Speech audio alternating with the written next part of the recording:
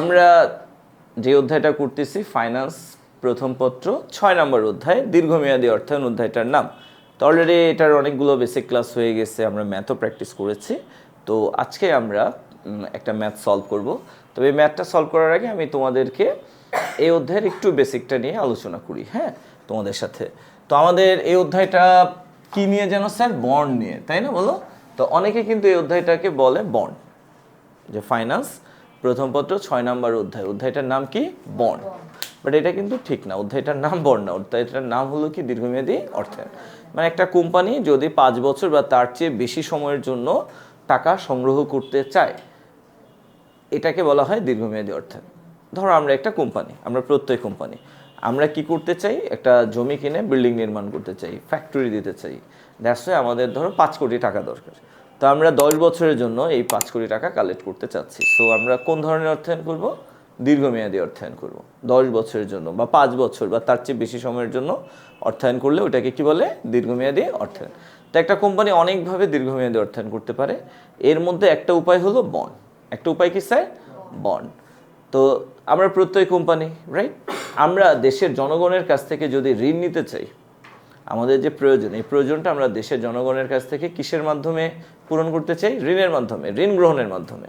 তো আমরা হচ্ছে প্রত্যয় কোম্পানি, আমরা বাংলাদেশের জনসাধারণের কাছ থেকে ঋণ গ্রহণ করতে চাই আমাদের প্রয়োজন পূরণ করার জন্য বা মূলধনটা সংগ্রহ করার জন্য। তো মানুষ কি আমাদেরকে এমনি এমনি ঋণ দিবে? নাকি ঋণ যে আমাদেরকে দিবে এটার জন্য একটা ডকুমেন্টস চাইবে? ডকুমেন্টস চাইবে। ওই যে ডকুমেন্টস, যেই দলিলের মধ্যে বা যে ঋণের দলিলের মধ্যে আমরা ঋণের পরিমাণ, সুদের হার, ঋণের মেয়াদকাল, ঋণ পরিশোধের শর্ত, হ্যাঁ, এই বিষয়গুলো উল্লেখ করে জনগণের কাছে বিক্রি করি। ওই ঋণের দলিলটাকেই বলা হয় কি স্যার? বন্ড। কি বলা হয়? বন্ড। ওকে। তো আমরা যখন বন্ড নিয়ে আলাপ করব বা বন্ড নিয়ে কাজ করব, তখন আমাদের কিছু বিষয় মাথায় রাখতে হবে, হ্যাঁ। বিশেষ করে বন্ডের মূল্য আর কি, বা ভ্যালু, এই জিনিসটা আমাদেরকে একটু মাথায় রাখতে হবে। যেমন আমরা কাকে নিয়ে আলাপ করতেছি? বন্ডকে নিয়ে। যেই বন্ডটা নিয়ে, ধরো আমরা এবিসি কোম্পানির বন্ডকে নিয়ে আলাপ করতেছি। এখন এবিসি কোম্পানির বন্ডের গায়ে লেখা আছে কত টাকা মূল্য? 1000 টাকা। কত টাকা? এই যে বন্ডের গায়ে যে মূল্যটা লেখা আছে, এই মূল্যটাকে আমরা কি বলবো? লিখিত মূল্য। কি বলবো স্যার? লিখিত মূল্য। এটা আরেকটা নামে ডাকা যেতে পারে, সেটা হলো অভিহিত মূল্য। কি মূল্য স্যার? অভিহিত মূল্য। আমরা ইংলিশে ফেস ভ্যালু বলি। কি বলি? ফেস ভ্যালু, বা সংক্ষেপে এফভি। কি স্যার? FV, face value. তাহলে এটা হচ্ছে এবিসি কোম্পানির বন্ড বা ঋণের দলিল। এই বন্ডের গায়ে বা এই ঋণের দলিলে লেখা আছে এই বন্ডটার মূল্য কয় টাকা। তাহলে এই যে বন্ডের গায়ে যে মূল্যটা লেখা থাকে, ওই মূল্যটাকে আমরা কি বলি? বন্ডের লিখিত মূল্য অথবা বন্ডের অভিহিত মূল্য। ইংলিশে বললে ফেস ভ্যালু, সংক্ষেপে বললে এফভি। কেউ আবার এটাকে ফিউচার ভ্যালু বললো না, ওকে? আচ্ছা, ওই 3 নম্বর অধ্যায়ে অর্থের সময় মূল্য অধ্যায়ে আমরা এফভি মানে ফিউচার ভ্যালুকে বুঝছি। বাট এইখানে এফভি মানে হচ্ছে কি স্যার? Face value. কি স্যার? Face value. কি ভ্যালু? Face value. তাহলে আমরা কি সবাই বুঝলাম ফেস ভ্যালু কাকে বলে?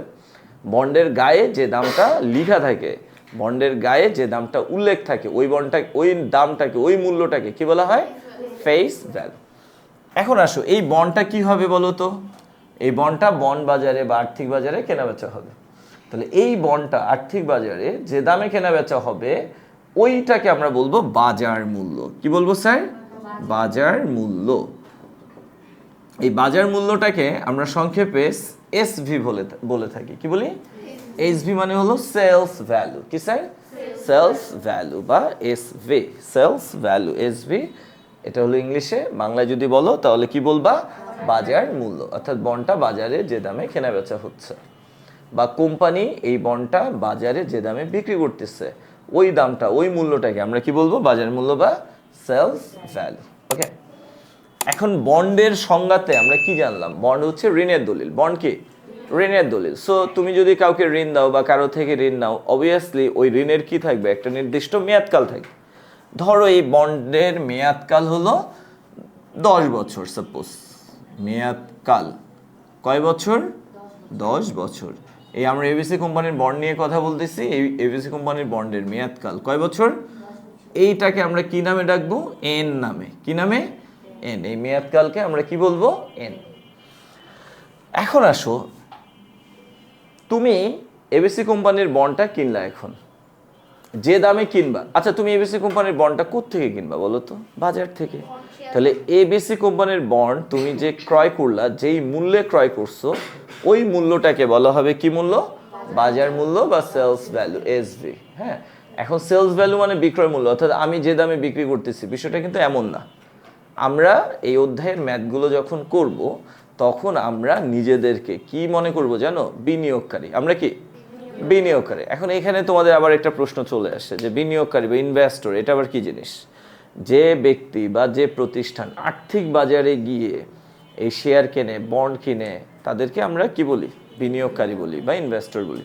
তো যিনি বিনিয়োগকারী বা ইনভেস্টর, তার মেন কাজ হচ্ছে কি করা? ক্রয় করা। কি করা? ক্রয় করা। ওকে।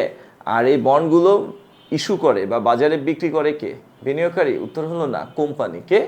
কোম্পানি। ধরো স্কয়ার কোম্পানি, সে বাজারে বন্ড নিয়ে আসবে কি করার জন্য? বিক্রি করার জন্য। এটাকে বলা হয় ইস্যু করা। এটাকে কি বলে?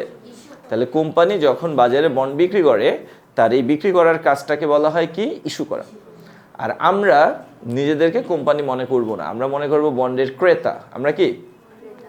সো আমরা যে বন্ড কিনলাম, এই আমাদের বন্ড কেনাটাকে বলা হবে বন্ডে বিনিয়োগ করা। কি বলা হবে? তাহলে এই অধ্যায়ের ম্যাথগুলো যখন তুমি সলভ করবা, তখন তুমি নিজেকে কোন পক্ষ মনে করবা? তুমি কি বন্ডের ইস্যুকারী কোম্পানি, নাকি তুমি বন্ডের ক্রেতা? তুমি বা আমি, আমরা হচ্ছে কি? বন্ডের ক্রেতা। এক কথায় আমরা হচ্ছে বিনিয়োগকারী। আমরা কি স্যার? বিনিয়োগকারী। আমরা বন্ডে কি করব? বিনিয়োগ করব। অর্থাৎ আমরা বন্ড ক্রয় করব। এই যে বন্ডে বিনিয়োগ করা কথাটার মানে কি? বন্ড ক্রয় করা। এই যে আমরা আমাদের টাকা পয়সা নিয়ে গেলাম আর্থিক বাজারে বা বন্ড বাজারে, গিয়ে আমরা বিভিন্ন কোম্পানির বন্ড যাচাই বাছাই করে বন্ড সিলেক্ট করলাম, ক্রয় করলাম। আমাদের এই বন্ড কেনার কাজটাকে বলা হবে কি? বিনিয়োগ করা। কি বলা হবে? তাহলে আমরা হচ্ছে কি স্যার? বিনিয়োগকারী। আমরা কি করব? বন্ডে বিনিয়োগ করব। অর্থাৎ আমরা বন্ড ক্রয় করব। কোত্থেকে ক্রয় করব? বাজার থেকে। তো বাজারের যে মূল্যটা, ওই মূল্যটাকে আমরা যদিও বলি সেলস ভ্যালু, এটা কার সেন্সে? কোম্পানির সেন্সে। এটা কার সেন্সে? বাজার মূল্যটা কার দৃষ্টিকোণ থেকে? বিক্রয় মূল্য, কোম্পানির। বাট আমাদের দৃষ্টিকোণ থেকে এটা কি? বন্ডের ক্রয় মূল্য। তো যা বিক্রয় মূল্য, তাই কি? বিক্রয় মূল্যটা কার দৃষ্টিকোণ থেকে? কোম্পানির দৃষ্টিকোণ থেকে। ক্রয় মূল্যটা কার দৃষ্টিকোণ থেকে? বিনিয়োগকারীর দৃষ্টিকোণ থেকে। আমরা কি? বিনিয়োগকারী। তাহলে বাজার মূল্যটা যদিও আমরা এসভি বলি, সেলস ভ্যালু বলি সংক্ষেপে, বাট আমরা বাজার মূল্যটাকে কোন মূল্য হিসেবে বিবেচনা করব? ক্রয় মূল্য হিসেবে। কোন মূল্য হিসেবে? তাহলে আমরা বর্তমানে যেই দামে বন্ড কিনে থাকি, ওই দামটাকে বলা হবে কি? বাজার মূল্য বা সেলস ভ্যালু বা বন্ডের ক্রয় মূল্য। বুঝতে পারছি? গুড। তো আমরা এবিসি কোম্পানির বন্ড কিনলাম বাজার থেকে। আচ্ছা, এই বন্ডটা আমাদের কাছে কয় বছর থাকার কথা? কেন 10 বছর থাকার কথা? কারণ এই বন্ডের মেয়াদকাল কয় বছর? 10 বছর। যেহেতু এই বন্ডের মেয়াদকাল 10 বছর, সো আমি যদি এখন বন্ডটাকে কিনি, তাহলে এই বন্ডটা আমার কাছে কয় বছর পর্যন্ত থাকবে? আমার কি লাভ তাহলে? এই যে আমার কাছে যে 10 বছর পর্যন্ত বন্ডটা থাকবে, প্রতি বছর আমি কোম্পানির কাছ থেকে কি পাবো? সুদ পাবো। প্রতি বছর কি পাবো? এটাই আমার লাভ। আমি বন্ড কিনছি, বন্ডটা আমার কাছে 10 বছর পর্যন্ত থাকবে, প্রতি বছর কোম্পানি আমাকে কি দিবে? সুদ দিবে। তো প্রতি বছর কোম্পানি আমাকে সুদ দিচ্ছে। এখন 10 বছর শেষ, 2026 সালে এসে 10 বছর কি হয়ে গেল? শেষ হয়ে গেল। এখন কি হবে? এখন কোম্পানি আমার কাছ থেকে এই বন্ডটা ফেরত নেবে এবং আমাকে বন্ডের মূল্যটা পরিশোধ করে দিবে। তাহলে আমি বন্ডটা কিনেছিলাম কবে? 10 বছর আগে। আজকে কি হলো? বন্ডের 10 বছর মেয়াদকাল শেষ হয়ে গেল। এখন কোম্পানি আমাকে আমার বন্ডটা ফেরত নিয়ে যে টাকা ফেরত দিবে, ওই টাকাটাকেই বলা হবে কি মূল্য? পরিশোধ্য মূল্য। কি মূল্য? পরিশোধ্য মূল্য। তাহলে 10 বছর পর আমরা যে মূল্যটা পাচ্ছি, এটার নাম পরিশোধ্য মূল্য, অথবা আমরা এটাকে আরও একটা নামে রাখতে পারি, পরিপক্ক মূল্য। কি স্যার? পরিপক্ক মূল্য। সংক্ষেপে হলো এমভি, ইংলিশে হলো ম্যাচিউরিটি ভ্যালু। ওকে, তাহলে বিষয়টা কি বুঝতে পেরেছ? তাহলে আমরা বন্ডটা এখন যদি কিনি, কয় বছর পর্যন্ত আমাদের কাছে থাকবে? তো যখন 10 বছর শেষ হয়ে যাবে, তখন কোম্পানি বন্ডটা ফেরত নিয়ে আমাদেরকে যে টাকা দিবে, ওই টাকাটার নাম কি স্যার? পরিপক্ক মূল্য বা পরিশোধ্য মূল্য বা ম্যাচুরিটি ভ্যালু, সংক্ষেপে হলো এমভি। এখন আমাদের প্রশ্নে অনেক সময় ম্যাচুরিটি ভ্যালু বা পরিপক্ক মূল্য বা পরিশোধ্য মূল্য দেয়া থাকে, বাট 90% ক্ষেত্রেই দেয়া থাকে না। তো যদি পরিপক্ক মূল্য বা পরিশোধ্য মূল্য দেয়া না থাকে, সেক্ষেত্রে আমরা এই যে ম্যাচুরিটি ভ্যালু ফেস ভ্যালুটাকেই ধরে নেব। ফেস ভ্যালুটাকে আমরা কি করব? ম্যাচুরিটি ভ্যালু ধরে নেব। কারণ যদি কোনো কিছু বলা না থাকে যে মেয়াদকাল শেষে কোম্পানি কয় টাকা ফেরত দিবে, তাহলে আমরা বুঝে যাব যে কোম্পানির যেই মানে বন্ডের ফেস ভ্যালু, কোম্পানির সেই ফেস ভ্যালুটাই আমাদেরকে কি করবে? ফেরত দিয়ে দিবে। ওকে, তাহলে ম্যাচুরিটি ভ্যালু উল্লেখ থাকতেও পারে, আবার ম্যাচুরিটি ভ্যালু উল্লেখ নাও থাকতে পারে। যদি বলে দেয় 10 বছর পর কোম্পানি 1100 টাকা ফেরত দিবে, তাহলে বলো ম্যাচুরিটি ভ্যালু কত? 1100। 10 বছর পর কোম্পানি 1050 টাকা ফেরত দিবে, ম্যাচুরিটি ভ্যালু কত? কিন্তু এই টাইপের কোনো কিছু বললোই না 10 বছর পর কত দিবে। তাহলে আমরা কি বুঝবো? আমরা বুঝে যাব যে ফেস ভ্যালু 1000 যা, তাই আমাদেরকে ফেরত দিবে। অর্থাৎ ম্যাচুরিটি ভ্যালু কত হবে? 1000 টাকা হবে। ফেস ভ্যালু যা, তাই কি হবে? ম্যাচুরিটি ভ্যালু হবে। তুমি কি বুঝতেছো স্যার? ওকে, আচ্ছা এবার আসো আরেকটা ভ্যালু সম্পর্কে আমাদের আইডিয়া রাখতে হবে, মানে ধারণা রাখতে হবে। এটা হলো আমরা যে বন্ড কিনলাম, এবিসি কোম্পানির বন্ড, কয় বছরের জন্য কিনেছিলাম? 10 বছর। তো অনেক সময় বন্ডের মধ্যে কন্ডিশন লেখা থাকে, কোম্পানি কন্ডিশন দিয়ে দেয়, উল্লেখ করা থাকে যে যদি কোম্পানি চায় তাহলে মেয়াদকাল পূর্তি হওয়ার আগেই তোমাকে বন্ডের টাকাটা কোম্পানি চাইলে পরিশোধ করে দিতে পারবে। ধরো এই ধরনের কন্ডিশন অনেক সময় বন্ডের গায়ে লেখা থাকে। ওকে, তো এগুলাকে আমরা কলেবল বন্ড বলি বা তলবযোগ্য বন্ড বলি। ওকে, তাহলে এমন যদি হয় বন্ডটা যে কোম্পানি তোমার থেকে এখন ঋণ নিল 10 বছরের কথা বলে, বাট তুমি 10 বছরের আগে কিন্তু কোম্পানির কাছ থেকে টাকা দাবি করতে পারবা না, বাট কোম্পানি যদি চায় সেক্ষেত্রে কোম্পানি 10 বছরের আগেই তোমাকে কি করতে পারবে? মূল্য পরিশোধ করে দিতে পারবে। এরকম যদি কোনো কন্ডিশন উল্লেখ থাকে, অনেক বন্ডে এই ধরনের কন্ডিশন উল্লেখ থাকে। তো এই ধরনের কন্ডিশন উল্লেখ থাকলে বন্ড মাঝে মধ্যে কি করে বলো তো? ওই যে মেয়াদকাল, এই মেয়াদকাল পূর্তি হওয়ার আগেই বিনিয়োগকারীদেরকে কি করে? তাদের মূল্যটা পরিশোধ করে দেয়। আচ্ছা যেমন ধরো এখানে মেয়াদ উল্লেখ আছে কয় বছর? 10 বছর। মনে করো 7 বছর পর, কয় বছর পর? 7 বছর পর কোম্পানি তোমাকে টাকাটা পরিশোধ করে দেবে। এখন বলো তো মেয়াদকাল ছিল কত? কোম্পানি কি 10 বছর পর্যন্ত ওয়েট করছে? করে নাই। মেয়াদকাল পূরণ হওয়ার আগেই কোম্পানি কি করছে? তোমাকে মূল্য পরিশোধ করে দিছে। এই যে মেয়াদকাল পূর্তি হওয়ার আগেই যে কোম্পানি তোমাকে মূল্য পরিশোধ করে দিল, এটাকে বলা হয় তলবযোগ্য মূল্য। এটাকে কি বলে স্যার? তলবযোগ্য মূল্য। হ্যাঁ, এটাকে আমরা সংক্ষেপে সিভি বলে থাকি। কি বলে থাকি স্যার? সিভি, অর্থাৎ কল ভ্যালু। কি স্যার? Call value. বুঝতে পারছো? তাহলে একটা বন্ডের যে সমস্ত ভ্যালুগুলো আমরা জানি তার একটা বিস্তারিত এখানে বিবরণ দেওয়া হয়েছে। ওকে, আচ্ছা স্যার, তাহলে একটা বন্ডের সাথে রিলেটেড কয় রকমের ভ্যালু সম্পর্কে আমরা জানলাম বলো তো? 4 রকমের ভ্যালু সম্পর্কে জানলাম। তাহলে বন্ডের গায়ে যে ভ্যালুটা লেখা থাকে, উল্লেখ থাকে, ওই ভ্যালুটাকে আমরা কি ভ্যালু নামে জানি? Face value. সংক্ষেপে কি বলবো? এফভি। আচ্ছা ধরো এই বন্ডটা বাজারে বিক্রি হলো 1200 টাকাতে, তাহলে এই 1200 টাকাকে আমরা কি ভ্যালু হিসেবে জানবো? Sales value. অর্থাৎ বাজার মূল্যটাকে আমরা সংক্ষেপে কি বলতে পারি? Sales value, SV. আচ্ছা বন্ডের মেয়াদকাল 10 বছর। 10 বছর পর বন্ড ফেরত নিয়ে কোম্পানি আমাকে যে টাকাটা দিবে, ওই টাকাটাকে আমরা কি নামে ডাকবো? Maturity value. কি নামে ডাকবো? Maturity value. এটার বাংলা কি? পরিশোধ্য মূল্য অথবা পরিপক্ক মূল্য। যদি কোনো কারণে ম্যাচুরিটি ভ্যালু সম্পর্কে কোনো তথ্য আমাদের কোয়েশ্চেনের মধ্যে দেয়া না থাকে, তখন আমরা ধরে নিব ফেস ভ্যালুটাই হচ্ছে কি? Maturity value. ওকে, এরপর এই যে 10 বছর কথা ছিল বন্ডটা আমাদের কাছে থাকবে, বাট কোম্পানি 10 বছর বা মেয়াদকাল পূর্তি হওয়ার আগেই যদি আমাকে মূল্য পরিশোধ করে দেয়, সেক্ষেত্রে যেই মূল্যটা কোম্পানি আমাকে পরিশোধ করে দিবে ওই মূল্যটাকে আমি কি বলবো বলো তো, তলবযোগ্য মূল্য বা কল ভ্যালু। কি বলবো স্যার? তলবযোগ্য মূল্য বা কল ভ্যালু। তাহলে বলো, একটা কি স্যার? Face value. একটা কি? আরেকটা কি? Sales value. আরেকটা কি? Maturity value. আরেকটা কি? Call value. আবার বলো, face value, sales value, maturity value, call value. Last one time, face value, sales value, maturity value, call value.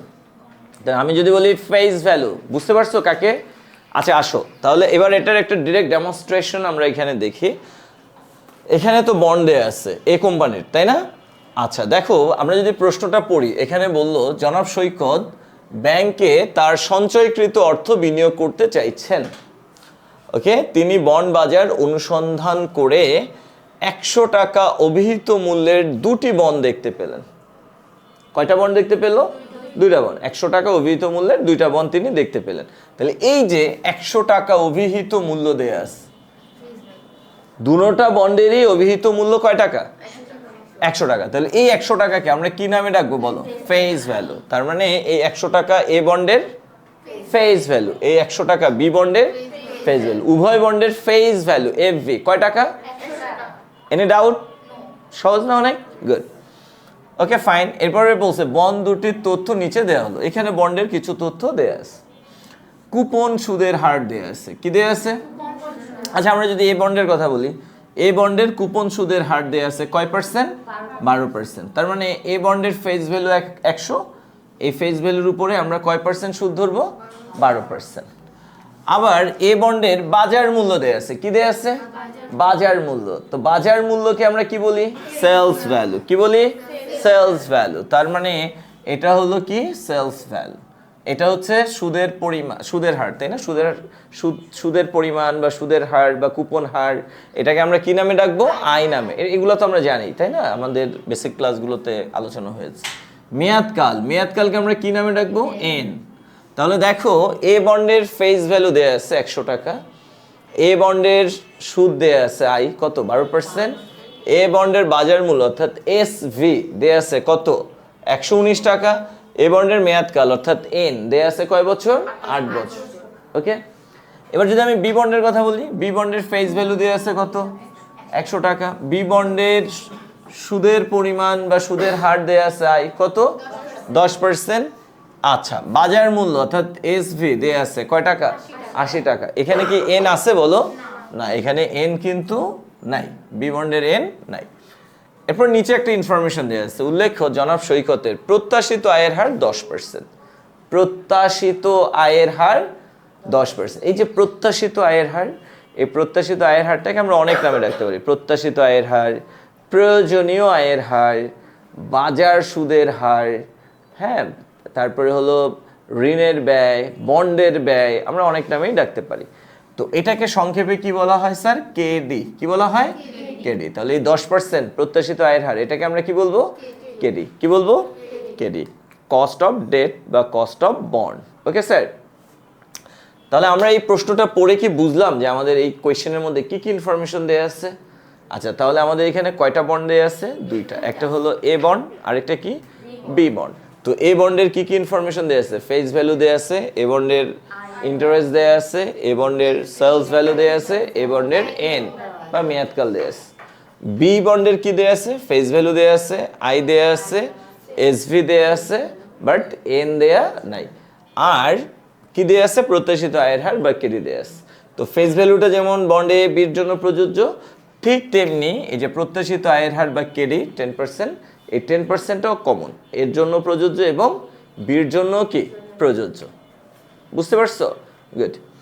এবার আসো আমরা ম্যাথ সলভ করি। ওয়াইটিসি এর পূর্ণ রূপ কি? ওয়াইটিসি মানে হলো এল টু কল। ওয়াইটিসি মানে কি? Yield to call. এটা এইভাবে লেখা হয়, ওয়াইআইএলডি, এল টু কল। ঠিক আছে? আচ্ছা স্যার, ইল কথাটার বাংলা অর্থ হলো আয়ের হার। কি স্যার? ইল মানে কি? আয়ের হার। আমরা রেট অফ রিটার্ন বলি না, এই রেট অফ রিটার্নকে এক কথায় কি বলা হয়? ইল। রেট অফ রিটার্নের মানে ওয়ান ওয়ার্ড সাবস্টিটিউশন হচ্ছে কি? এল। তাহলে এল টু কল।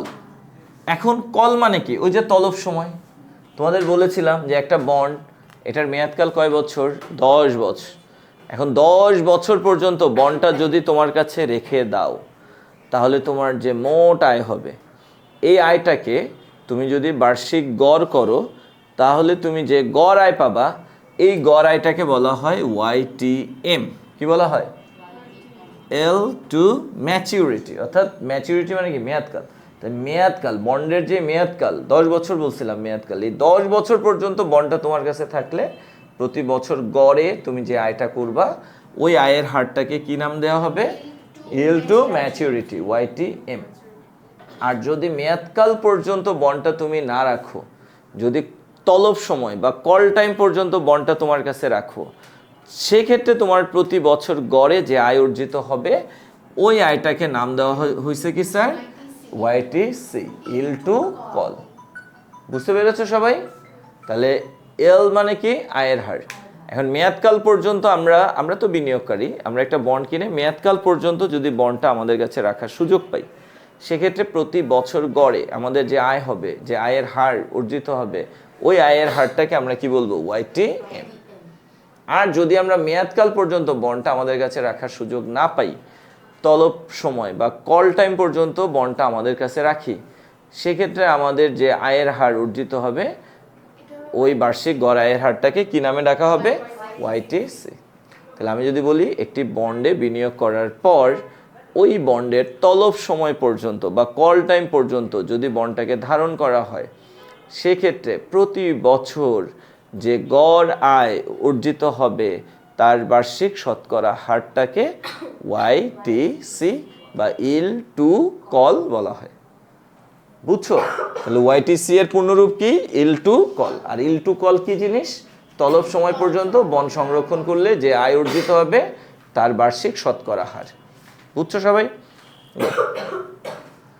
আচ্ছা, খ নম্বর প্রশ্ন, মেয়াদ পূর্তিতে উপার্জন হার কি? এই যে দেখো, মেয়াদ পূর্তিতে উপার্জন হার, এটাকেই আমরা কি বলতেছি? L two maturity. কি বলতেছি? L two maturity. তাই মেয়াদ পূর্তিতে উপার্জন হার, উপার্জন হার মানে কি? আয়ের হার। তাহলে মেয়াদ পূর্তিতে উপার্জন হার মানে কি স্যার? এল টু ম্যাচুরিটি বা YTM। অর্থাৎ আমরা একটা বন্ড কিনবো, কিনে এই বন্ডের যে মেয়াদকাল, এই মেয়াদকাল পর্যন্ত বন্ডটা আমাদের কাছে রেখে দিব। ফলে প্রতি বছর আমাদের যে গড় আয় অর্জিত হবে, এই গড় আয়টাকেই আমরা কি বলবো স্যার? YTM বা মেয়াদ পূর্তিতে উপার্জন। বুঝছো? আচ্ছা, এখন গ কি বললো? এ বন্ডের মেয়াদ পূর্তিতে আয়ের হার নির্ণয় করো। ওকে, আমাদেরকে কি করতে বলছে? এ বন্ডের মেয়াদ পূর্তিতে আয়ের হার নির্ণয় করতে বলছে। তাহলে বলো, আমরা কি YTM করব না YTC করব? তাহলে গ হলো গিয়ে YTM কত সেটা নির্ণয় করতে বলছে। মেয়াদ পূর্তিতে আয়ের হার, অথবা তোমাকে বলতে পারে YTM নির্ণয় করো বা ইল টু ম্যাচুরিটি নির্ণয় করো। তাহলে আমরা গতে কি করব স্যার? YTM কত বা ইল টু ম্যাচুরিটি কত সেটা নির্ণয় করব। ওকে, তো আমরা এখন চলো YTM করি। তো YTM করার জন্য অ্যাট ফার্স্ট আমরা গিভেন দ্যাটগুলো লিখে নিই। ওকে, তো দেখো দেয়া আছে, এটা কোন বন্ড বলো তো? এ বন্ড, রাইট? তাহলে এ বন্ড। ওকে, এ বন্ড, রাইট? আচ্ছা, এ বন্ড দেয়া আছে, কি কি দেয়া আছে একটু দেখি। এ বন্ডের কি কি দেয়া আছে? অভিহিত মূল্য দেয়া আছে। অভিহিত মূল্য তার মানে কি? ফেস ভ্যালু, সংক্ষেপে কয় টাকা স্যার? 100 টাকা। এরপরে এই বন্ডের কি দেয়া আছে? কুপন সুদের হার। আচ্ছা, সুদের হার দেয়া আছে, বাট আমাদের কিন্তু হার দরকার না, আমাদের দরকার কি? পরিমাণ। তাহলে আমরা এখানে লিখব সুদের পরিমাণ। আচ্ছা, আমরা লিখব কি? সুদের পরিমাণ আই। সুদের পরিমাণ আই ইকুয়াল, এই যে ফেস ভ্যালু 100 টাকা, এই 100 টাকার উপরে আমরা 12% ধরবো। তাহলে কয় টাকা হচ্ছে? 12 টাকা। এরপর কি দেয়া আছে বলো তো কোয়েশ্চেনে? বাজার মূল্য দেয়া আছে। তো বাজার মূল্য, এটাকে আমরা সংক্ষেপে কি বলতেছি? এসভি, সেলস ভ্যালু, তাই না? কত টাকা? 119 টাকা। দেখো বাজার মূল্য আমাদের জন্য কিন্তু এটা ক্রয় মূল্য, আমরা কিন্তু এই মূল্যে বিক্রি করব না। এটা সেলস ভ্যালু হলো কোম্পানির দৃষ্টিকোণ থেকে। তো কোম্পানি বিক্রি করতেছে, এই কারণে কোম্পানি বলতেছে এটাকে সেলস ভ্যালু, বাট আমরা এটাকে কি কি হিসেবে বিবেচনা করব? আমাদের ক্রয় মূল্য হিসেবে। আচ্ছা, তাহলে বাজার মূল্য বা সেলস ভ্যালু কত? 119 টাকা। এরপরে কি দেয়া আছে স্যার? মেয়াদ কাল। আচ্ছা, মেয়াদ কাল হচ্ছে এন। এন কত স্যার? 8 বছর। এন কত? 8 বছর। ওকে, অতএব আমাদেরকে কি করতে বললো? এ বন্ডের মেয়াদ পূর্তিতে আয়ের হার কত সেটা নির্ণয় করতে বললো। অতএব মেয়াদ পূর্তিতে আয়ের হার কত সেটা আমরা নির্ণয় করতে চাই। অতএব মেয়াদ পূর্তিতে আয়ের হার, that mean YTM equal what? এটা হলো আমাদের করণীয়, YTM। ওকে স্যার, এখন আমরা YTM নির্ণয় করব। হ্যাঁ, YTM ইকুয়াল, দেখো আমরা সবাই জানি YTM এর ফর্মুলাটা, যেহেতু আমরা বেসিক ক্লাসে এটা নিয়ে আলোচনা করেছিলাম। স্যার YTM এর ফর্মুলাটা খুবই সহজ, জাস্ট এটা মুখস্থ করবে, এবং এই ফর্মুলাটা কিন্তু অন্যান্য চ্যাপ্টারে গিয়েও তোমাকে হেল্প করবে। যেমন 7 নম্বর চ্যাপ্টারে যখন তুমি যাবা বন্ডের ব্যয় নির্ণয় করতে চাইবা, তখন কিন্তু এই ফর্মুলাটা তোমাকে হেল্প করবে। অনেকে অনেকভাবে লিখে, আমি জিএস ফরম্যাটে ফর্মুলাটা লিখবো। হ্যাঁ, দেখো YTM এর ফর্মুলাটা হলো I plus MV minus SV ভাগ N। I প্লাস MV, এখানে I মানে কি বলতো?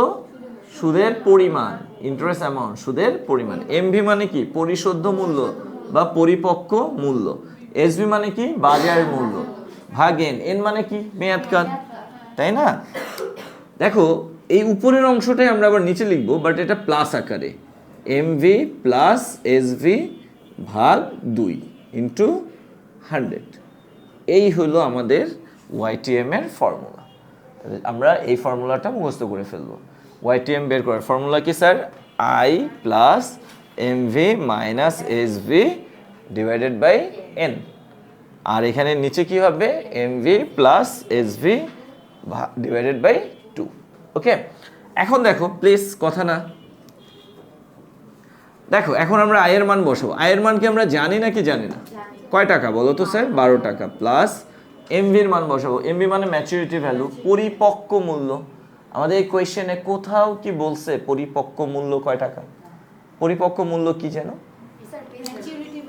ম্যাচুরিটি ভ্যালু বা পরিপক্ক মূল্য দ্বারা কি বুঝতেছি? আমাদের এই বন্ডের মেয়াদকাল কয় বছর?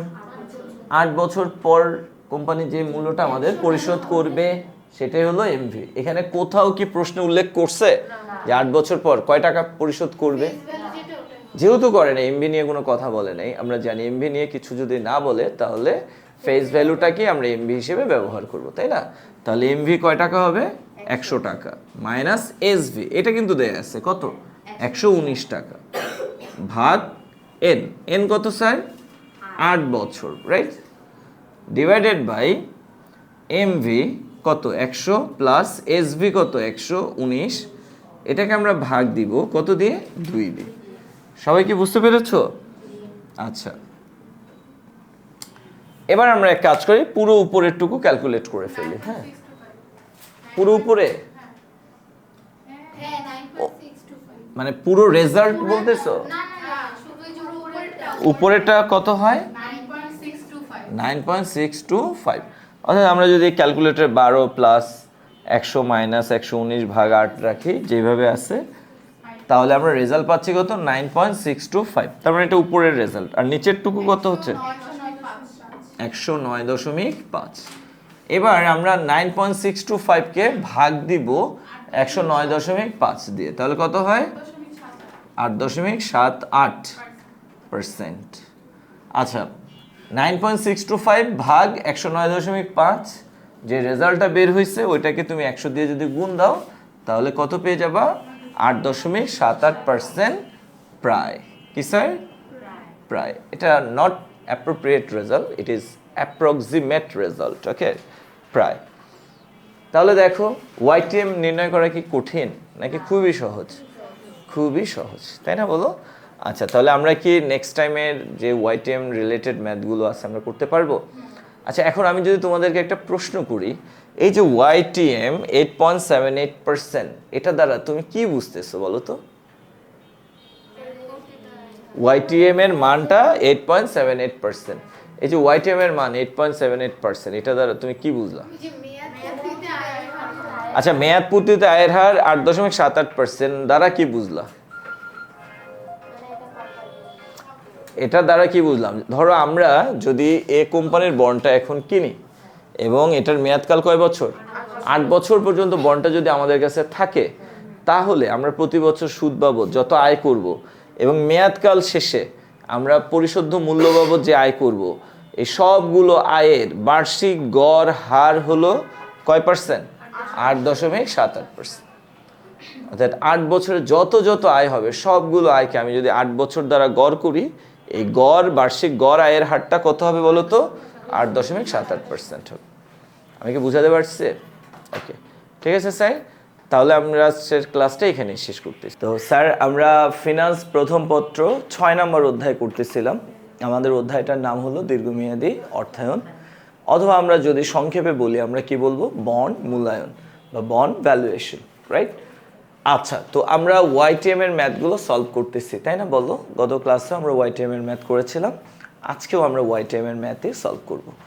তো স্যার, এই যে একটা কোয়েশ্চেন এখানে দেয়া আছে, দেখো কি বলছে। জনাব রিয়াজ তার 25টি বন্ড বিক্রয় করে 12% সুদে রমনা ব্যাংকে স্থায়ী আমানতে বিনিয়োগের সিদ্ধান্ত নিয়েছেন। চলতি বন্ডের অভিহিত মূল্য ছিল 2,500 টাকা, বাৎসরিক সুদের পরিমাণ 12%, মেয়াদ 12 বছর। আচ্ছা, বন্ডগুলো তিনি প্রতিটি 2,800 টাকায় বিক্রয় করেন। ওকে, তো এখানে বেশ কিছু ইনফরমেশন দেয়া আছে। আচ্ছা, তো আমরা এই যে কোয়েশ্চেনটা যে পড়লাম, তো এই কোয়েশ্চেনটা পড়ে আমরা কি বুঝলাম? বুঝলাম জনাব রিয়াজ নামক একজন বিনিয়োগকারী, তার কাছে বর্তমানে কতগুলো বন্ড আছে? 25টি বন্ড আছে। এই যে 25টি বন্ড আছে জনাব রিয়াজের কাছে, প্রত্যেকটা বন্ডের অভিহিত মূল্য বা ফেস ভ্যালু কয় টাকা? 2,500 টাকা। এবং এই বন্ডগুলোর জন্য প্রতি বছর কুপন হার বা সুদের হার বা কুপন সুদের হার কত পার্সেন্ট? 12%। এবং এই বন্ডগুলোর মেয়াদকাল কয় বছর? 12 বছর। ওকে, এবং এই বন্ডগুলো বর্তমানে তিনি বাজারে বিক্রি করেছেন। দেখো এখানে জনাব রিয়াজ কিন্তু বন্ড কিনে নাই, সে বন্ডগুলো কি করেছে? বিক্রি করেছে। কয় টাকা করে বিক্রি করেছে? 2,800 টাকা করে বিক্রি করেছে। সো এই যে 2,800 টাকা, এই 2,800 টাকাকে আমরা কি বলবো? বাজার মূল্য বা এসভি, রাইট? ওকে, এবং সেই বন্ডগুলো বিক্রি করে দিয়ে যত টাকা পেয়েছেন সবগুলো টাকা সে কি করলো? রমনা ব্যাংকের স্থায়ী আমানতে, অর্থাৎ সে ফিক্সড ডিপোজিট করলো, রমনা ব্যাংকে ফিক্সড ডিপোজিট করলো, রাইট? তার মানে তার কাছে কয়টা বন্ড আছে বলো তো? 25টা বন্ড। এই 25টা বন্ড সে প্রত্যেকটা বন্ড কয় টাকা করে বিক্রি করলো? 2,800 টাকা করে বিক্রি করলো। করে যতগুলো টাকা পেলো এই সবগুলো টাকাকে সে রমনা ব্যাংকে ফিক্সড ডিপোজিট করেছে, FDR করেছে, অথবা স্থায়ী আমানতে সে জমা রেখেছে। ওকে, কেন? বিকজ রমনা ব্যাংক তাকে প্রতি বছর কত পার্সেন্ট সুদ দিবে? 12%। তাহলে বলো তো, বন্ডগুলোকে বিক্রি করে দিয়ে যে টাকা পেলো, এই টাকাগুলো রমনা ব্যাংকে রাখার কারণে জনাব রিয়াজ প্রতি বছর কত পার্সেন্ট আয় অর্জন করবে? 12% আয় অর্জন করবে। ওকে, আচ্ছা, জনাব রিয়াজের এই পদক্ষেপটা কি ঠিক হলো? বন্ডগুলো বিক্রি করে দিয়ে ব্যাংকে টাকা জমা রাখাটা কি তার জন্য উচিত হলো?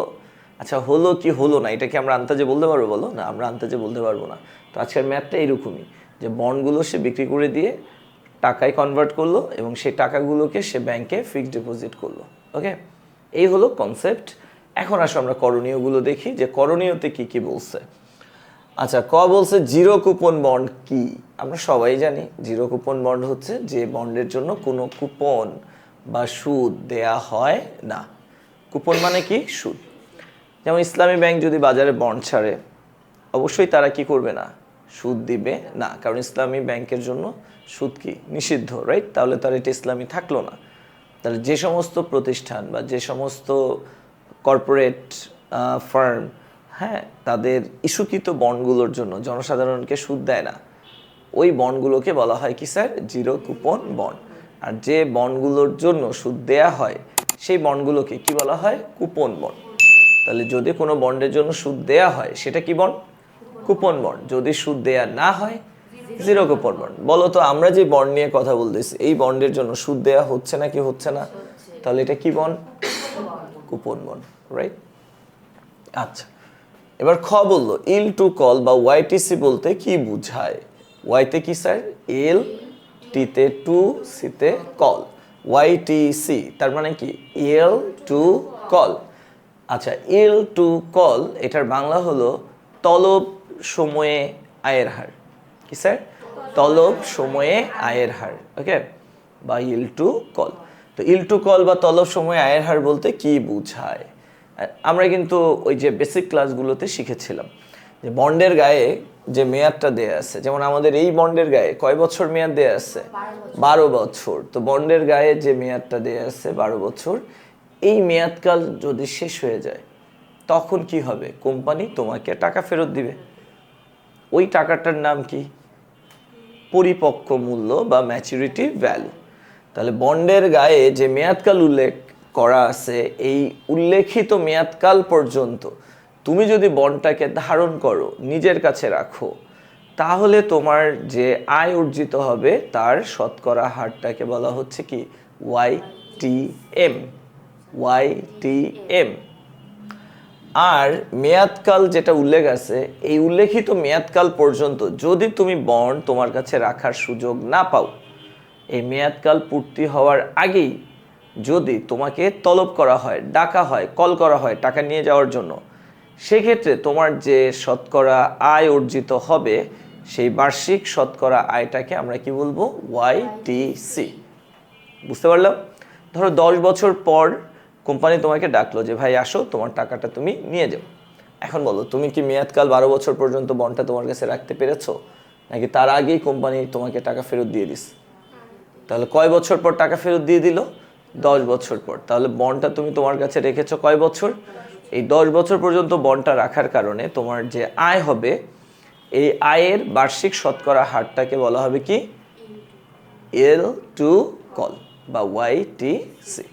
তাহলে আমরা বুঝলাম মেয়াদকাল পর্যন্ত বন্ডটা নিজেদের কাছে, একজন বিনিয়োগকারী মেয়াদকাল পর্যন্ত যদি বন্ডটা নিজের কাছে ধারণ করে, সেক্ষেত্রে তার যে আয় অর্জিত হয় তার বার্ষিক শতকরা গড় হারটাকে বলা হবে কি? ওয়াইটিএম। আর যদি মেয়াদকাল পর্যন্ত বন্ডটা ধারণ করার সুযোগ না পায়, তলব সময় বা কল টাইম পর্যন্ত বন্ডটা নিজের কাছে ধারণ করে, সেক্ষেত্রে তার যে মোট আয় অর্জিত হবে তার বার্ষিক গড় শতকরা হারটাকে বলা হবে কি? ওয়াইটিসি। Okay sir? আচ্ছা, এরপরে গ, উদ্দীপকে উল্লেখিত বন্ডগুলো কোন ধরনের? ব্যাখ্যা করো। এই যে এখানে যে 25টা বন্ড বলা আছে, এই বন্ডগুলো কোন ধরনের বন্ড তোমাকে সেটা এক্সপ্লেইন করতে বলছে, ব্যাখ্যা করতে বলছে। আচ্ছা দেখো, এই যে বন্ডের ধরন বা বন্ডের প্রকারভেদ, এটা কিন্তু আমরা বেশ অনেকভাবে করতে পারি। হ্যাঁ, একটা হলো ইস্যুকারী ভিত্তিতে বন্ডের প্রকারভেদ করা যেতে পারে। কার ভিত্তিতে? ইস্যুকারীর ভিত্তিতে, অর্থাৎ কে বন্ডটা ছাড়লো বাজারে বা কে বন্ডটা বাজারে বিক্রি করলো। আচ্ছা, যদি বন্ড কোনো কোম্পানি বা কোনো ব্যবসা প্রতিষ্ঠান বাজারে ছাড়ে, এই বন্ডকে আমরা বলি কি? Corporate bond. কি বলি? Corporate bond. আর যদি বন্ড গভর্নমেন্ট বা সরকার বা তার কোনো এজেন্সি ইস্যু করে, সেটাকে আমরা বলি ট্রেজারি বন্ড। কি বলি? Treasury bond. ওকে, তাহলে বন্ড ইস্যু করলো কে? একটা ব্যবসা প্রতিষ্ঠান, একটা কোম্পানি, তার মানে এই বন্ডের নাম কি হবে? Corporate bond. বন্ড ইস্যু করলো কে? সরকার, তার মানে এই বন্ডটার নাম কি হয়ে যাবে? Treasury bond. ওকে, এরপরে আসো, এরকম আরো আছে, মিউনিসিপাল বন্ড আছে, হ্যাঁ, অনেক ধরনের মানে ইস্যুকারীর ভিত্তিতে, বাট মেইনলি আমরা দুইটাই মাথায় রাখি। একটা হলো কি? কর্পোরেট বন্ড, আর একটা কি? Treasury bond. আচ্ছা, এবার আসো, আমরা যদি কুপন বা সুদের ভিত্তিতে ক্লাসিফিকেশন করি, কুপন বা সুদের ভিত্তিতে আমরা বন্ডকে আবার দুই ভাগ করতে পারি। কয় ভাগ? দুই ভাগ। একটা কি? কুপন বন্ড, আরেকটা কি? Zero coupon bond. যে বন্ডের জন্য সুদ দেয়া হয় সেই বন্ডকে বলা হয় কি? Coupon bond. যে বন্ডের জন্য সুদ দেয়া হয় না সেই বন্ডকে কি বলা হয়? Zero coupon bond. ওকে, আচ্ছা, এরপরে আসো আমরা মেয়াদকালের ভিত্তিতে আমরা আবার বন্ডকে দুই ভাগ করতে পারি। কয় ভাগ? দুই ভাগ। যে সমস্ত বন্ডের গায়ে নির্দিষ্ট মেয়াদকাল উল্লেখ আছে সেই বন্ডগুলোকে বলা হয় পরিশোধযোগ্য বন্ড। কি বলে? কেন? কারণ হলো ওই যে মেয়াদকাল উল্লেখ আছে, এই উল্লেখিত মেয়াদকাল শেষে বন্ডের মূল্যটা কি করা হবে? বিনিয়োগকারীদেরকে ফেরত দিয়ে দেওয়া হবে। অর্থাৎ বন্ডের গায়ে উল্লেখিত মেয়াদকাল পূর্তি হলে কোম্পানি কি করবে? বিনিয়োগকারীর কাছ থেকে বন্ডটাকে ফেরত নেবে, আর বিনিয়োগকারীকে কোম্পানি কি করবে? টাকা পরিশোধ করে দিবে। এই ধরনের বন্ডকে আমরা কি বলি স্যার? পরিশোধযোগ্য বন্ড বা পরিশোধ্য বন্ড বা রিডিমেবল বন্ড। ওকে। আর কিছু বন্ড আছে যার কোনো নির্দিষ্ট মেয়াদকাল উল্লেখ থাকে না। অর্থাৎ তুমি বন্ড কিনছো তো কিনছো, এটা শেয়ারের মতো। শেয়ার যেমন কখনোই কোম্পানির কাছে ফেরত দিয়ে টাকা আদায় করা যায় না, তেমনি কিছু বন্ড আছে যে বন্ডগুলো বিনিয়োগকারীগণ কখনোই কোম্পানিকে ফেরত দিয়ে টাকা আদায় করতে পারবে না। তারা হয়তো অন্যের কাছে বিক্রি করে দিতে পারবে, কিন্তু কোম্পানির কাছে কখনোই ফেরত দিতে পারবে না, বা কোম্পানি কখনোই ওই বন্ডের টাকা পরিশোধ করবে না। ওকে, তুমি বন্ড কিনছো, তুমি যত বছর বেঁচে থাকবা, তোমার কাছে যত বছর বন্ডটা থাকবে, কোম্পানি তোমাকে তত বছর সুদ দিবে। দেন তোমার মৃত্যুর পর তোমার সন্তান এটার উত্তরাধিকার হবে, সে পাবে। তোমার সন্তানের মৃত্যুর পর তোমার নাতিপুতি উত্তরাধিকার হবে, সে পাবে। বিষয়টা এরকম। অথবা তুমি যদি বিক্রি করে দাও, যার কাছে বন্ডটা থাকবে সেই পাবে, কিন্তু কেউই কখনো বন্ডের টাকা কোম্পানির কাছ থেকে ফেরত চাইতে পারবে না। কোম্পানি ফেরত দিয়ে দিলে ওটা আলাদা বিষয়, বাট তুমি জোর করতে পারবে না। বুঝছো? তার মানে এই ধরনের বন্ড যার কোনো নির্দিষ্ট মেয়াদকাল উল্লেখ নাই, এই বন্ডগুলোকে আমরা কি বন্ড জানি? কি বন্ড নামে জানি? অপরিশোধ্য বন্ড। কি? অপরিশোধ্য বন্ড বা পারপেচুয়াল বন্ড বলা হয়। অপরিশোধ্য বন্ড বা পারপেচুয়াল বন্ড। তো এরকম আরো অনেক ক্লাসিফিকেশন আছে, বাট আমরা মেইনলি তিনটা বিষয়কে ফোকাস করব সবসময়। কয়টা? তিনটা। যে বন্ড কোন ধরনের বন্ড, এই বন্ডের ক্লাসিফিকেশনটা আমরা অ্যানালাইসিস করার জন্য তিনটা পয়েন্টকে আমরা অলওয়েজ ফোকাস করব। এক হচ্ছে কে ইস্যু করলো, দুই কুপন বা সুদের হার আছে কি নাই, তিন মেয়াদকাল বা সময়কাল আছে কি নাই। তাহলে বলো তো স্যার, ইস্যুকারীর ভিত্তিতে কয় রকম হয়? দুই রকম। একটা হলো কি কর্পোরেট বন্ড, আরেকটা কি স্যার? Treasury bond. আচ্ছা, কুপন বা সুদের হারের ভিত্তিতে কয় রকম হয়? দুই রকম। একটা কি কুপন বন্ড, আরেকটা কি জিরো কুপন বন্ড, আর একটা হলো জিরো কুপন বন্ড। আচ্ছা, মেয়াদকালের ভিত্তিতে কয় রকম হয়? দুই রকম না? একটা হলো কি স্যার? পরিশোধ্য বা পরিশোধযোগ্য বন্ড বা পরিশোধযোগ্য বন্ড, যেটাকে আমরা রিডিমেবল বন্ড বলি। আরেকটা হলো কি অপরিশোধ্য বন্ড,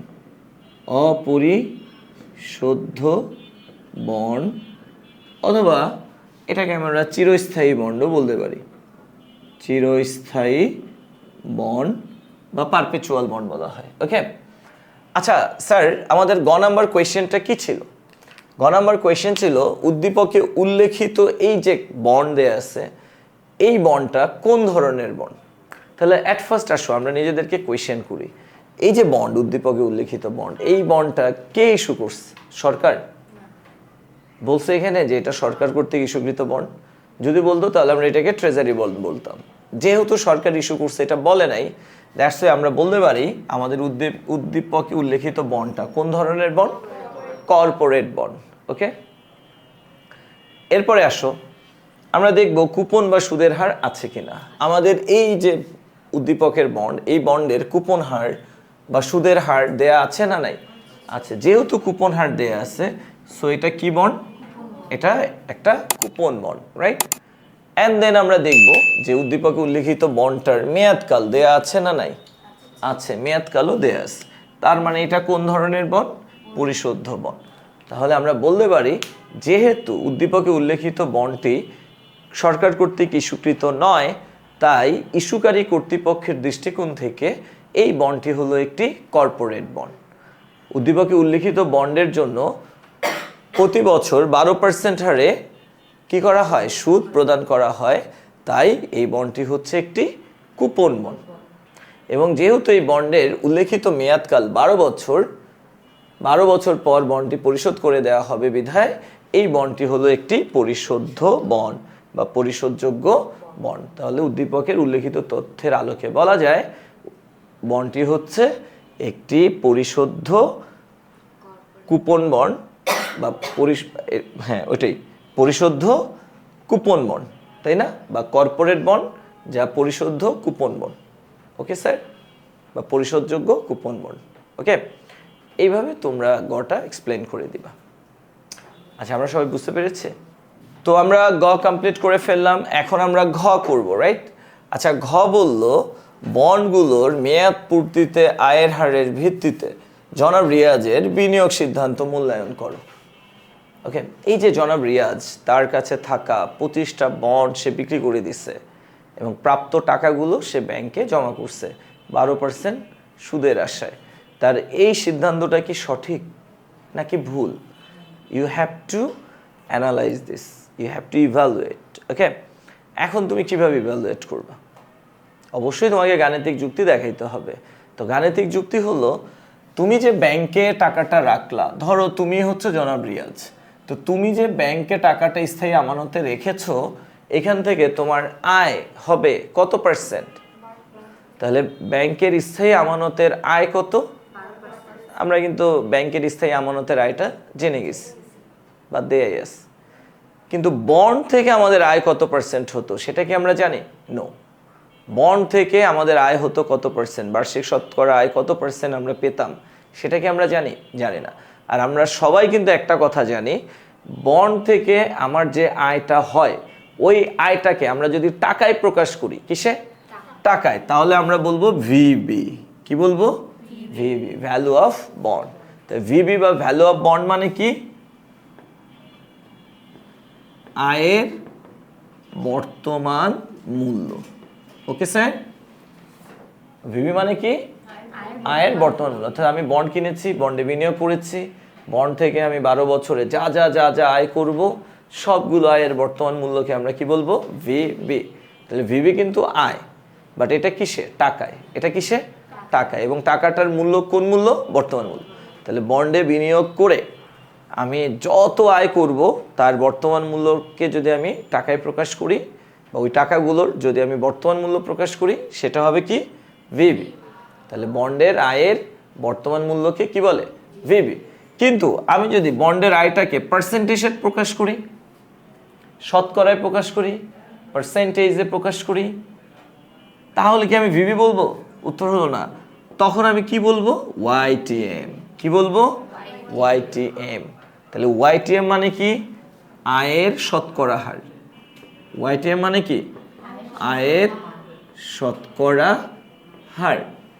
তাহলে বলো তো, ভিবি অ্যান্ড ওয়াইটিএম দুইটার মধ্যে একটা মিল আছে না? ভিবিটা কি? আয়।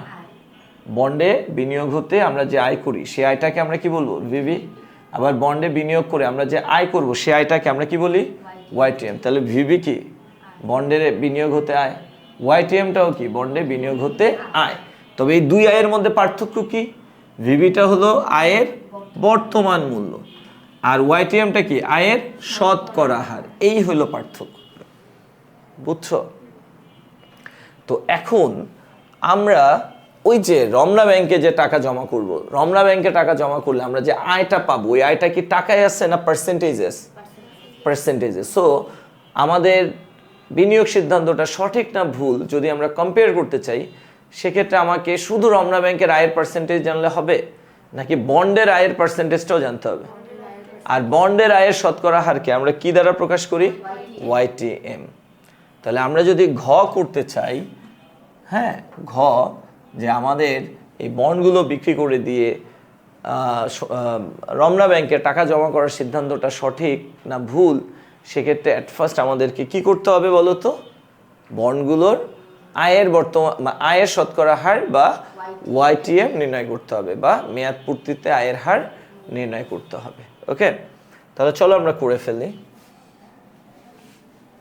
দেয়াস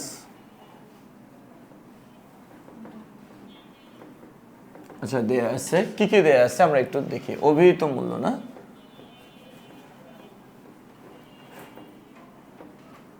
দেয়া আছে অভিহিত মূল্য বা ফেস ভ্যালু কয় টাকা? 2500 টাকা। ওকে, এরপরে কি দেয়া আছে? সুদের পরিমাণ, যদিও হার দেয়া আছে বাট আমাদের দরকার কি? পরিমাণ, সুদের পরিমাণ আই। 2500 টাকার কয় পার্সেন্ট? 12% ইকুয়াল কয় টাকা হয়? মেয়াদকাল দেয়া আছে, আমরা এখানে লিখি মেয়াদকাল। মেয়াদকাল হচ্ছে কি? এন। এন ইকুয়াল কত? 12 বছর। আর কি দেয়া আছে?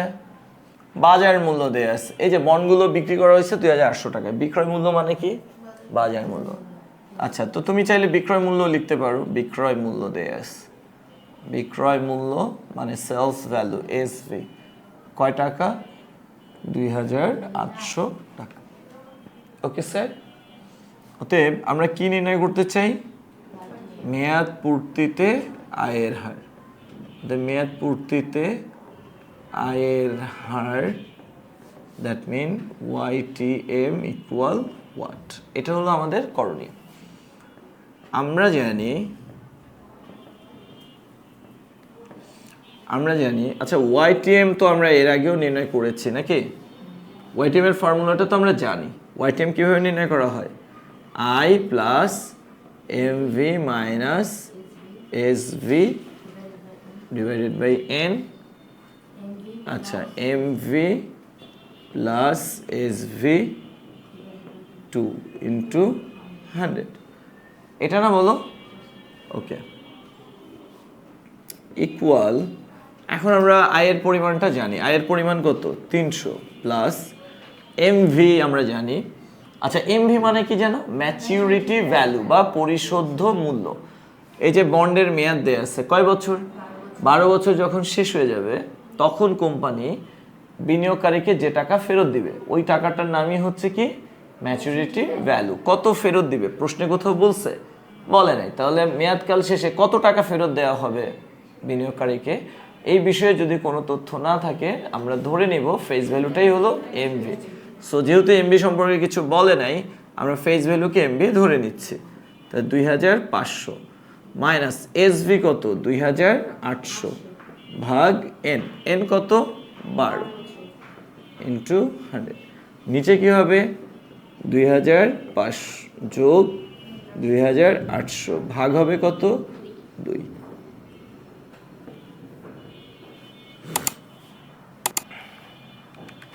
300 যোগ 275 টাকা হয় এই যে উপরে, হ্যাঁ। আর নিচে যেভাবে আছে আমরা ক্যালকুলেটর চাপি, 2650। তাহলে 275 ভাগ 2650 ইকুয়াল কত হয় বলো তো? 0.1038 ইন্টু 100 ইকুয়াল 10.38%, প্রায়। ওকে স্যার। আচ্ছা, একটু দেখো সবাই প্লিজ। তাহলে আমরা যে বন্ডগুলো নিয়ে কথা বলতেছি, অর্থাৎ জনাব রিয়াদ যে বন্ডগুলো বেচে দিচ্ছে বাজারে, এই বন্ডগুলো যদি সে রাখতো তার কাছে, তাহলে সে প্রতি বছর কয় পার্সেন্ট আয় করতো? 10.38%। কারণ এই বন্ডগুলোর YTM কত? 10.38%। আর আমরা জানি YTM মানে কি? বন্ড হতে যে আয় হবে তার শতকরা হার, তাই না?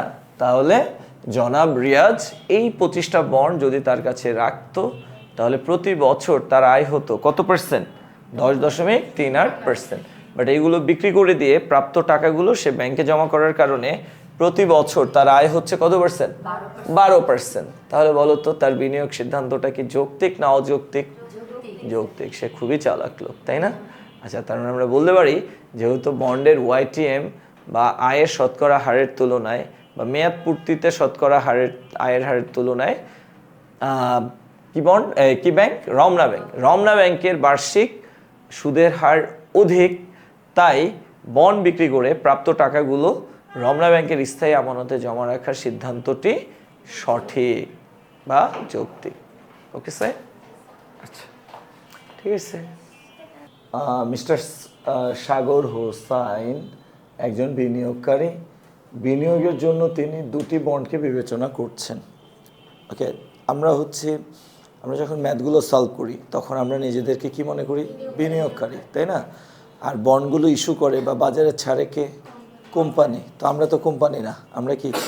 বিনিয়োগকারী। তো এখানে আমরা নিজেদেরকে সাগর ভাবতে পারি যে আমরাই হচ্ছে মিস্টার সাগর। ওকে, তো আমরা কি করতে চাই? বন্ডে বিনিয়োগ করতে চাই। আর বন্ডে বিনিয়োগ করার জন্য আমাদের সামনে কয়টা অপশন আছে? দুইটা অপশন। একটা হলো কি নিশি লিমিটেড, আর একটা হলো কি শশী লিমিটেড। তাহলে দুইটা কোম্পানির বন্ড আছে আমাদের।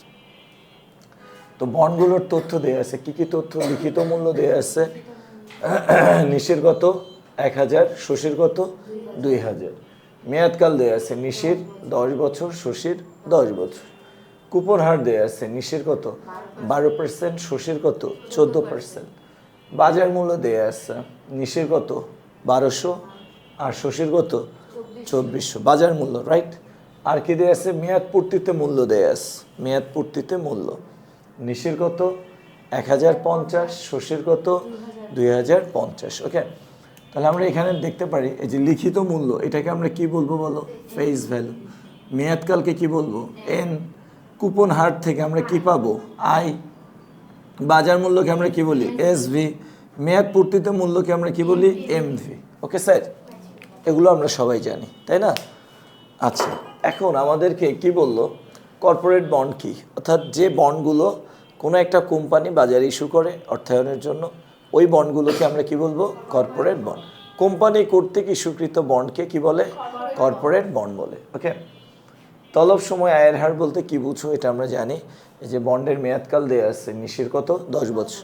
আমি যদি 10 বছর পর্যন্ত বন্ডটা রাখার সুযোগ পাই আমার কাছে, তাহলে আমার যে আয় হবে তার প্রতি বছরে গড় হারটাকে বলা হবে কি? ওয়াইটিএম। আর বন্ডের যে মেয়াদকাল দেওয়া আছে 10 বছর, আমি যদি 10 বছর পর্যন্ত বন্ডটা রাখার সুযোগ না পাই, তার আগেই যদি কোম্পানি কল করে বন্ডটা আমার কাছ থেকে ফেরত নিয়ে নেয়, সেক্ষেত্রে আমার যে আয় হবে, ওই আয়ের বার্ষিক শতকরা গড় হারটাকে আমরা কি বলবো? ওয়াইটিসি। বুঝছে?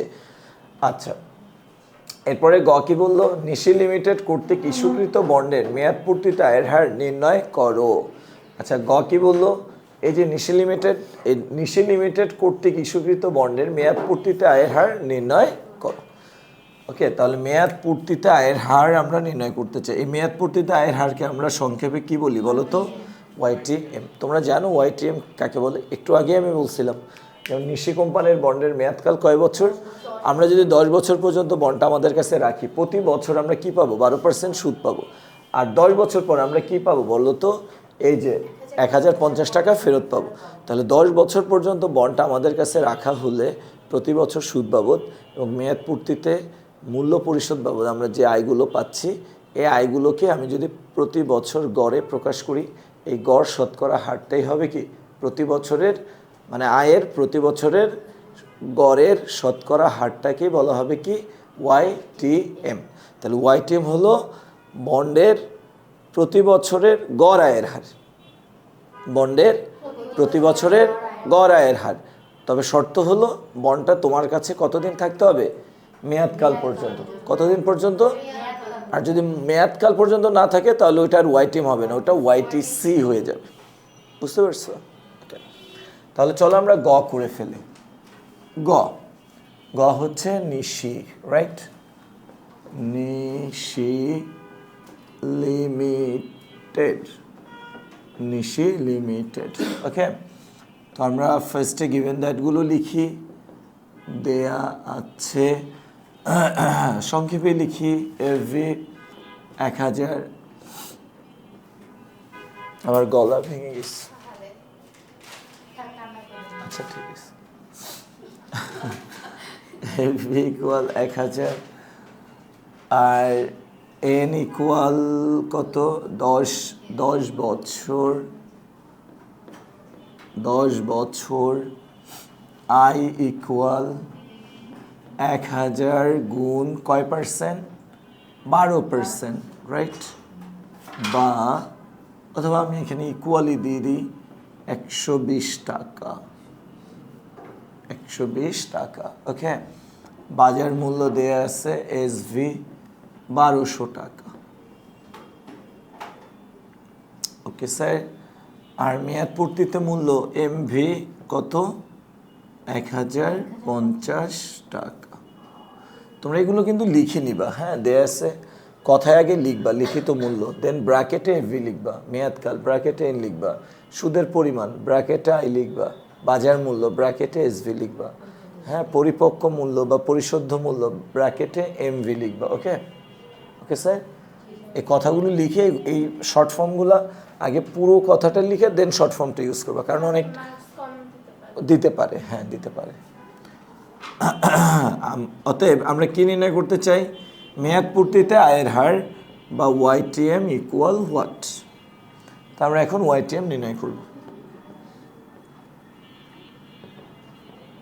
আমরা জানি, আচ্ছা ওয়াইটিএম এর ফর্মুলা আমরা কি জানি বলো তো sir? YTM equal I plus MV minus SV ভাগ এন, এমভি প্লাস এসভি ভাগ 2 ইন্টু 100। আমরা এটা জানি তাই না বলো? আচ্ছা আয়ের মান কত? এই যে এখানে আমরা পাচ্ছি 120। এমভির মান কত? আমরা পাচ্ছি 1050 মাইনাস এসভির মান কত? আমরা পাচ্ছি 1200 ভাগ এন হচ্ছে কত? 10। আবার এমভি কত?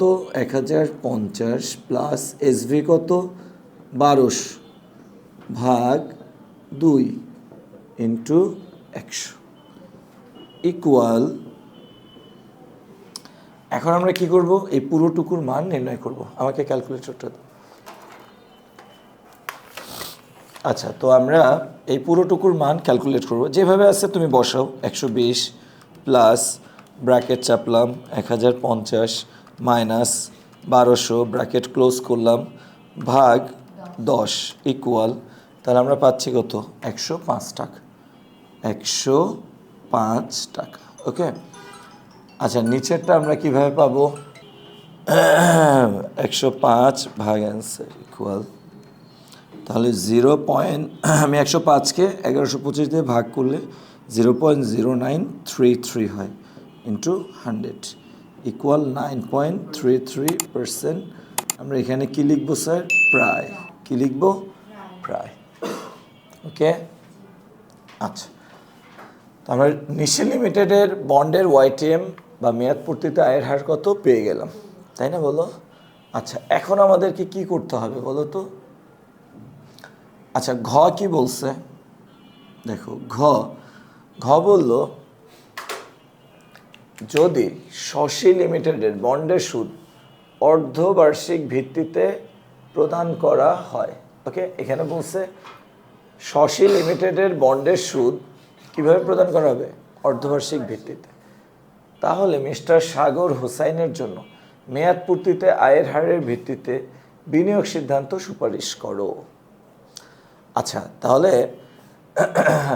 আমরাই তো মিস্টার সাগর তাই না? আমাদের ইনভেস্ট করার জন্য কয়টা বন্ড আছে? 2টা বন্ড, একটা হলো নিশি আর একটা কি শশী। এখন নিশি নাকি শশী কোনটাতে আমরা বিনিয়োগ করব এই সিদ্ধান্তটা নিতে হবে। ওকে কিসের ভিত্তিতে? এই যে ওয়াইটিএম এর ভিত্তিতে। কিসের ভিত্তিতে? ওয়াইটিএম এর ভিত্তিতে। তাহলে তোমরাই বলো নিশির ওয়াইটিএম কত? আমরা জানি নাকি জানি না? জানি। বাট যদি আমরা ডিসিশন মেক করতে চাই এখন আমাদের কি দরকার? শশীর, হ্যাঁ শশীর ওয়াইটিএম কত সেটা দরকার, বাট আমরা তো জানি না। তাহলে অ্যাট ফার্স্ট আমরা কি করব? ডিসিশন নিব নাকি শশীর ওয়াইটিএম নির্ণয় করব? শশীর ওয়াইটিএম নির্ণয় করব। ওকে আচ্ছা তো শশীর ওয়াইটিএম যখন তুমি নির্ণয় করবা তখন একটা এক্সট্রা ইনফরমেশন তোমাকে ইউজ করতে হবে, সেটা হলো অর্ধবার্ষিক ভিত্তি বলছে। কি বলছে? আর আমরা জানি অর্ধবার্ষিক বললে এম ইকুয়াল কত হয়? 2। এম হচ্ছে কয়বার? 2 বার। এম ইকুয়াল 2 বার হবে তাই না? তাহলে আমরা এখানে লিখি শশী লিমিটেড। ওকে শশী লিমিটেড। আচ্ছা তাহলে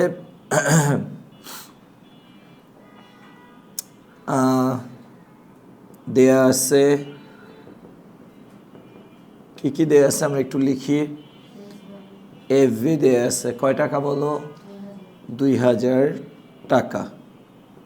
ওকে, আর কি দেয়া আছে, এন, এন কত, 10 বছর। আর কি দেয়া আছে, আই, আই হলো 2000 টাকার কয় পার্সেন্ট, 14%, ইকুয়াল কয় টাকা হয়, 280 টাকা, তাই না? আর কি দেয়া আছে, এস ভি, এস ভি হলো কত, 2400 টাকা। আর কি দেয়া আছে, এম ভি, এম ভি হলো 2050 টাকা। আর কিছু দেয়া আছে, আর একটা দেয়া আছে এম, এম হচ্ছে কত, 2 বার, এই 2 বার এম দেয়া আছে। ওকে, তো হ্যাঁ হ্যাঁ হ্যাঁ আমি দেখাচ্ছি। এখন আসো,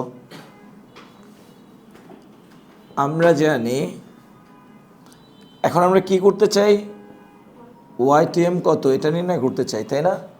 শর্ষে লিমিটেডের ওয়াইটিএম কত সেটা পেতে চাই। তাহলে আমরা জানি ওয়াইটিএম ইকুয়াল, দেখো ওয়াইটিএম এর সূত্র কি, I plus M V minus S V ভাগ এন, আর নিচে কী হবে, M V plus S V ভাগ 2 ইন্টু 100, এটা না বলো? এখন দেখো এই জায়গায় আমরা ফর্মুলা লিখেছি, মান বসিয়ে দিচ্ছি, রাইট? তো এখানেও ফর্মুলা লিখলাম, মান বসাবো, তবে একটা ঝামেলা বাড়ছে, বা সেটা হলো কি, আমাদের কোয়েশনে কি আছে, এম, কি আছে, এম। আচ্ছা আমরা জানি এম এর কাজ কয়টা, 2টা, আইকে ভাগ দিতে হয়, এনকে গুণ দিতে হয়, এম দিয়ে আইকে ভাগ আর এনকে গুণ।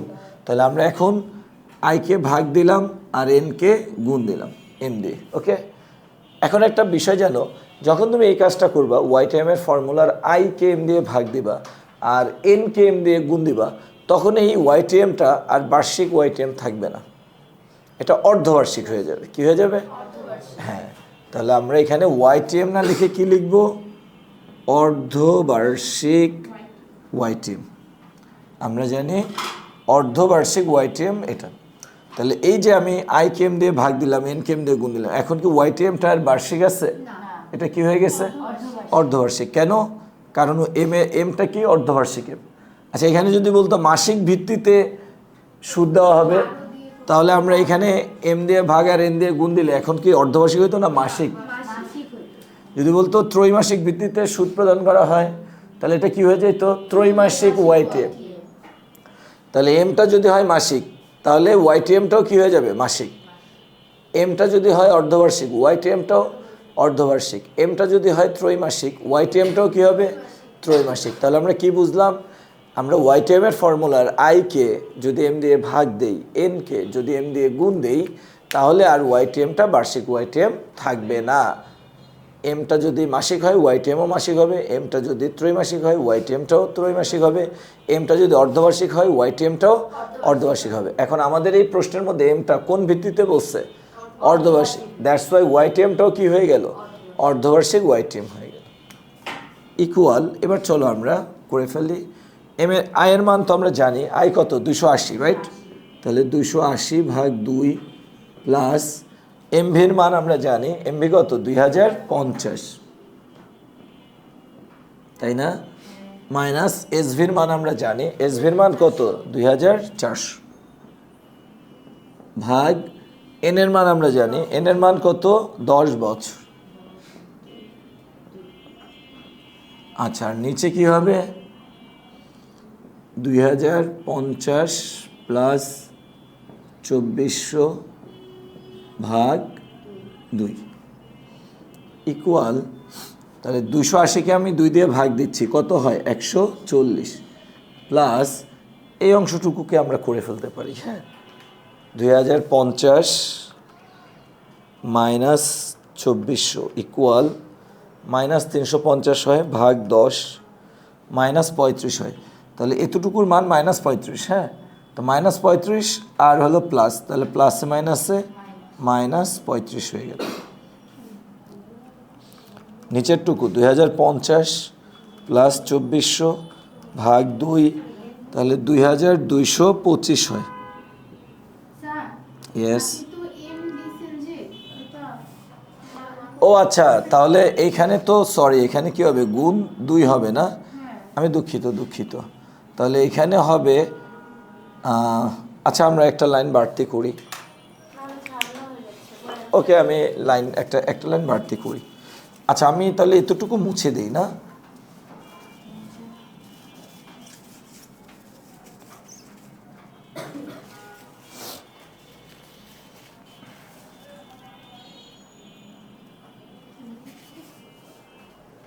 ওকে,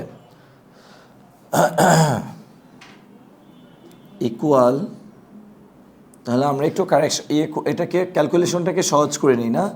280কে 2 দিয়ে ভাগ করলে 140 প্লাস 2050 মাইনাস 2400 ভাগ 20 ইন্টু 100, আর নিচে কি হবে 2050 প্লাস 2400 ভাগ 2। আচ্ছা আমরা এইখান থেকে এই জায়গায় আসতেছি। হ্যাঁ, এখন আমরা ক্যালকুলেট করে ফেলি। এখান থেকে এই জায়গায় আসলাম 1040 প্লাস 2050 ব্র্যাকেট দিয়ে, হ্যাঁ, মাইনাস 2400 ব্র্যাকেট ক্লোজ ভাগ 20 ইকুয়াল, তাহলে আমরা উপরের মান পেয়ে গেলাম 122.5, আর নিচের মান দরকার আমাদের 2050 প্লাস 2400 ওকে ভাগ 2, তাহলে 2225 ইকুয়াল, তাহলে 122.5 ভাগ 2225 হয় 0.0551 ইন্টু 100 ইকুয়াল 5.51% প্রায়। ওকে, এখন স্যার সবাই একটু বলো তো, এই যে আমরা সোশ্যাল লিমিটেডের ওয়াইটিএম পেলাম 5.51%, এটা কি বার্ষিক নাকি অর্ধবার্ষিক ওয়াইটিএম? এটা হলো অর্ধবার্ষিক ওয়াইটিএম, তাই না বলো? আচ্ছা, তো আমরা যদি এখন এটা তো বার্ষিক আর এটা কি, তাহলে আমরা এখন বার্ষিকের সাথে অর্ধবার্ষিককে কম্পেয়ার করলে হবে না, আমাকে এখন অর্ধবার্ষিককে কি করতে হবে, বার্ষিক করতে। অতএব বার্ষিক ওয়াইটিএম ইকুয়াল, এটা সূত্র কি হবে জানো স্যার? এটা সূত্র হলো যে 5.51 গুণ দিব কত দিয়ে, 2 দিয়ে, যেহেতু এটা অর্ধবার্ষিক, সো এটাকে আমরা গুণ দিব কত দিয়ে, 2 দিয়ে, ইকুয়াল 5.51 ইন্টু 2, তাহলে কত হচ্ছে 11.02% প্রায়। ওকে স্যার, তাহলে অর্ধবার্ষিক ওয়াইটিএমকে আমি কত দিয়ে গুণ দিচ্ছি, মানে এটা হলো অর্ধবার্ষিক ওয়াইটিএম গুণ এম, বুঝছো? তুমি যে রেজাল্টটা পাবা এই রেজাল্টটাকে গুণ দিবা কি দিয়ে, এম দিয়ে। তো আমাদের এখানে এম মানে কত, 2, এর জন্য আমরা 2 দিয়ে গুণ দিচ্ছি। যে এটা ত্রৈমাসিক ওয়াইটিএম হইতো গুণ দিতাম কি দিয়ে, 4 দিয়ে, কারণ এম 4। যদি এটা মাসিক ওয়াইটিএম হতো গুণ দিতাম কত দিয়ে, 12 দিয়ে, কারণ এম কত, 12। বুঝছি আমরা? ওকে ফাইন, তাহলে দেখো এই যে ম্যাথটা আমরা করলাম, এখানে গতে আমরা কি করলাম, গতে আমরা নিশি লিমিটেডের ওয়াইটিএম নির্ণয় করলাম এবং এটা বার্ষিক ভিত্তিতে বের হয়েছে 9.33%। আর আমরা ঘতে কি করলাম, অ্যাট ফার্স্ট সোশ্যাল লিমিটেডের ওয়াইটিএম বের করলাম। যেহেতু আমাদেরকে বলা হয়েছে যে সুদটা অর্ধবার্ষিক ভিত্তিতে গণনা করা হচ্ছে, সে কারণে আমরা অ্যাট ফার্স্ট অর্ধবার্ষিক ওয়াইটিএম বের করলাম, অ্যান্ড দেন আমরা অর্ধবার্ষিক ওয়াইটিএমটাকে এম দিয়ে অর্থাৎ 2 দিয়ে গুণ করে বার্ষিক ওয়াইটিএমে কনভার্ট করে ফেললাম। এখন তুমি কম্পেয়ার করতে পারো, কারণ সোশ্যাল লিমিটেডের বার্ষিক ওয়াইটিএমটা তুমি জানো 11.02%, এবং তুমি নিশির লিমিটেডেরও বার্ষিক ওয়াইটিএম জানো কত, 9.33%। এখন তোমরা বলো ওয়াইটিএম এটা কি ভালো না খারাপ? আমরা নিজেদেরকে কি মনে করব, বিনিয়োগকারী। তাহলে বিনিয়োগকারীর জন্য ওয়াইটিএমটা কি ভালো জিনিস না খারাপ জিনিস? ভালো জিনিস। কেন? কারণ আমরা ওয়াইটিএম দ্বারা আয়ের পার্সেন্টেজকে বুঝি। ওয়াইটিএম মানে কি? আয়ের শতকরা হার। তাহলে আয়ের শতকরা হার বেশি হওয়া ভালো না কম হওয়া ভালো? বেশি হওয়া ভালো। আর নিজের ভালো তো পাগলেও বুঝি, তাই না? আমরা তো বিনিয়োগকারী, আমরা বুঝবো না? অবশ্যই বুঝবো। তাহলে আমাদের জন্য নিশি ভালো না শশী ভালো? শশী ভালো। তাহলে আমরা দুইটা অপরচুনিটির মধ্য থেকে বা দুইটা অল্টারনেটিভ ইনভেস্টমেন্ট প্রপোজালের মধ্য থেকে কোনটাকে আমরা চুজ করব বলো তো? শশী লিমিটেডকে, তাই না? তো আমরা বলতে পারি since the YTM of Social Limited is greater than the YTM of Nishi Limited, so as an investor we should choose the opportunity of Social Limited, or we should invest in the bond of Social Limited. Okay, তাহলে নিশি লিমিটেডের YTM এর তুলনায় যেহেতু sushi লিমিটেডের YTM অধিক, তাই অধিক লাভজনক হওয়ায় মিস্টার সাগরের উচিত হবে শশী লিমিটেডের বন্ডে বিনিয়োগ করা। ওকে, এই কথাটা, এই মন্তব্যটা যদি না লিখো তাহলে কিন্তু মার্কস দিবে না। ওকে, লিখতে পারবে না মন্তব্যটা? ওকে স্যার, ঠিক আছে, তাহলে আজকের ক্লাস এই পর্যন্ত।